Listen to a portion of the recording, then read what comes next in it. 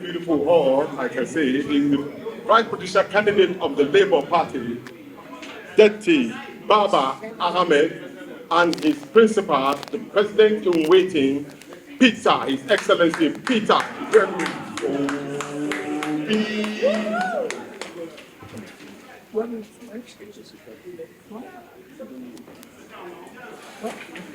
Because speaking of the media, welcome to this press conference.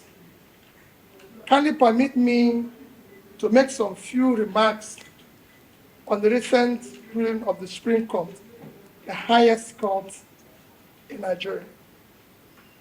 About a fortnight ago, I was traveling abroad on a prior scheduled engagement when I received a notice of Supreme Court that they were delivering judgment on the 26th of October 2020 on our challenge of the ruling of the Presidential Election Petition Court. That judgment had since been delivered as scheduled. The leadership of Labour Party has already pronounced its position on the judgment. As someone who has previously benefited from the rulings of the Supreme Court on electoral matters, I have, after a period of deep and sober reflection, decided to personally and formally react to the recent judgments as most Nigerians have. Because we are confronted with very weighty issues of national interest, I will speak forthrightly. As a young student learned at CKC Onitsha, we were taught values and admonished to always choose harder right instead of easier wrong. Setting legal issues aside, the Supreme Court exhibited a disturbing aversion to public opinion, just as they abandoned its responsibility as court of law and policy. It is therefore with great dismay that I observe that the court's decision contradicts the overwhelming evidence of election rigging, false claim of technical glitch, substantial non-compliance to the rules set by INEC itself, as well as matters of perjury,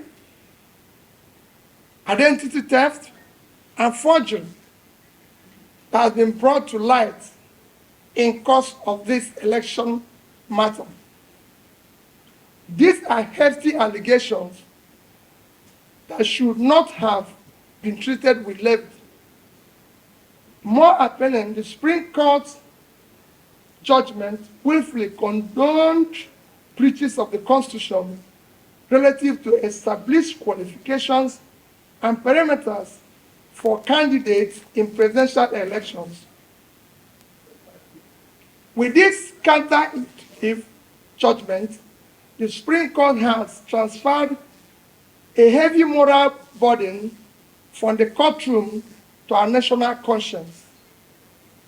Our young democracy is ultimately the main victim and casualty of the courtroom drama. Without equivocation, this judgment amounts to a breach of confidence that Nigerians have in our judiciary.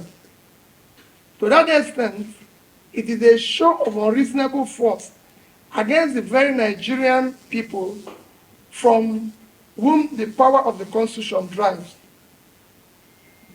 The Supreme Court's ruling may represent the state of the law in 2023, but not present demand for substantive justice. The judgment missed principles and precedents.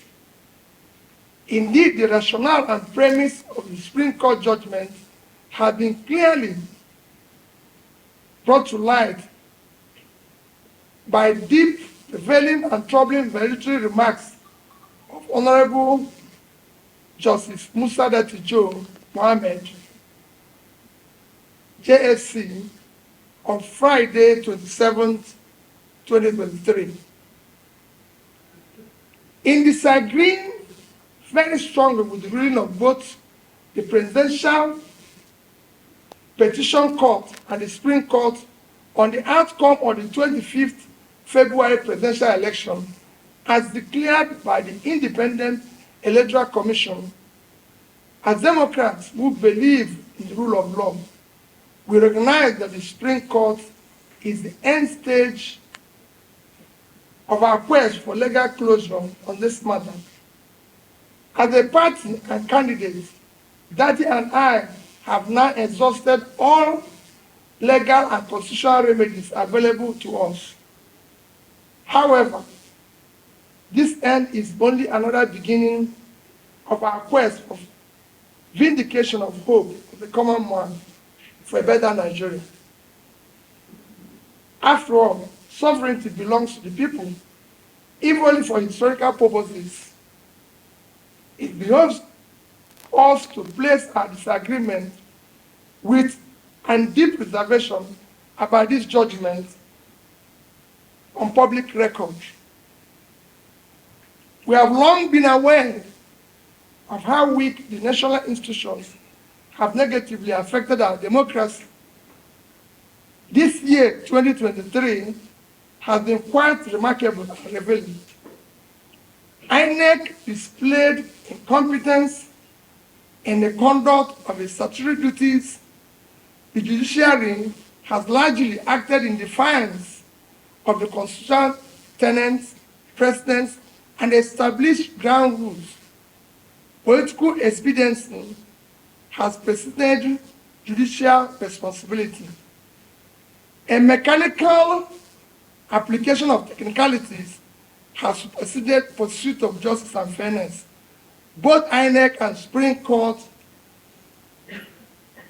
as referees, respectively, shifted the goalposts in the middle of the game. Where the value and import of INEC and recent Supreme Court ruling ends is where our commitment to a new Nigeria begins. Our mission has been more about anchoring a new Nigeria, and it remains unchanged. It is a nation where things will work, where the country will be led from its present waste and consumption orientation to a production-driven economy.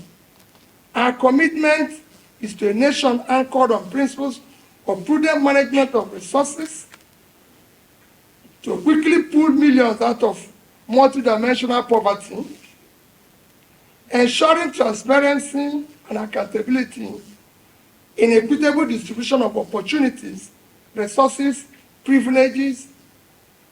In the new Nigeria, we aim to address all unmet needs by showing compassion for all those left behind by the present system.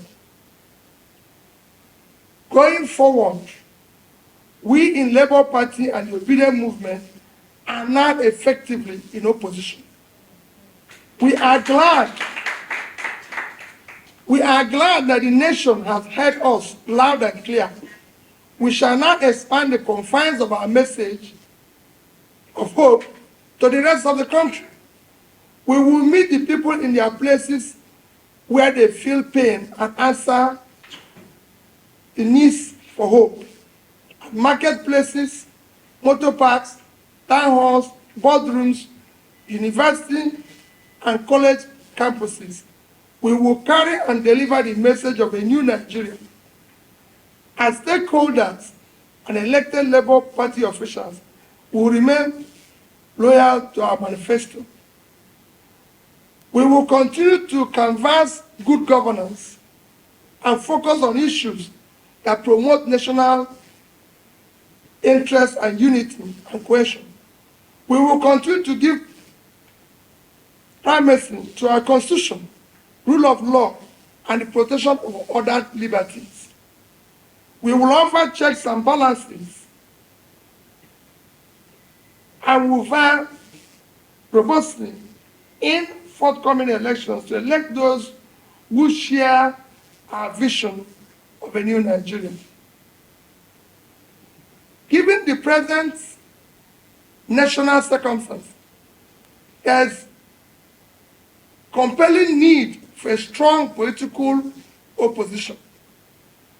We shall therefore remain in opposition, especially because of the policies and governance modalities that we in Labour Party campaigned for, especially the issue of reducing cost of governance, moving the country from waste and consumption to production, reducing inflation, ending insecurity, promoting the rule of law, guaranteeing the responsibility to protect and stabilize our national currency, are clearly not the priorities of the present administration, nor is it interested in achieving sustainable development goals. It has one thing that gladdened my heart in course of the struggle in the past 18 months. It is the passionate desire of our people, especially young Nigerians from across ethnic and religious divides, to construct a new and restructured Nigeria that will work for all Nigerians. The goal remains the guiding light and abiding inspiration. Finally, I thank all Nigerians who believe in what is now only a revolution postponed.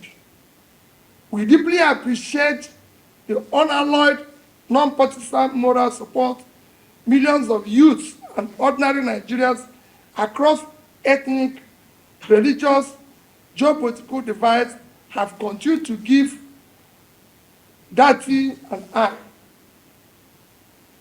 We extend our heartfelt gratitude to Nigerians who have supported this mission from the onset.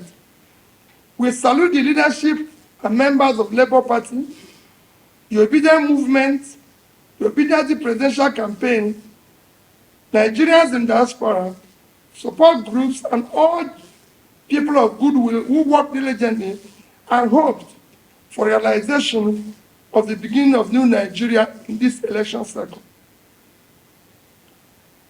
Nigerians who supported our cause have done so out of patriotism and their sincere conviction that our nation requires and deserves dedicated and visionary leadership who will lead Nigeria toward a brighter future. The energy and dedication of Nigerian youth and obedient movement have been simply amazing. I appreciate and salute them. I want to assure them that this is not the end of our journey, but in fact, the beginning. Nigerians heard you. The world have taken note and will not forget easily. We shall endure, persist, until we reach our destination, because new Nigeria is our destination. A destination is not an event.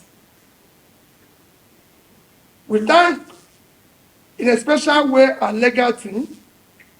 We also thank elder statesmen whose wise counsel were immeasurable. To them, we wish to state unequivocally that this judicial outcome, an obvious misinterpretation of substantial justice, has by no means foreclosed realization of a new Nigeria that is possible. On a personal note, I take pride and express gratitude to those who share our vision, who have exhibited rare courage to challenge the nefarious system, the genuineness of individuals, identities, and their defining and qualifying particulars up to the highest extent allowed by law. Nigeria holds out hope of infinite possibilities leading to a desirable greatness. I remain consistent in my belief of a possibility of a new Nigeria built on character, competence, capacity, compassion, integrity, respect for the rule of law based on justice and fairness. God bless you all. God bless the Federal Republic of Nigeria. Thank you. Thank you, Excellency. The Excellency will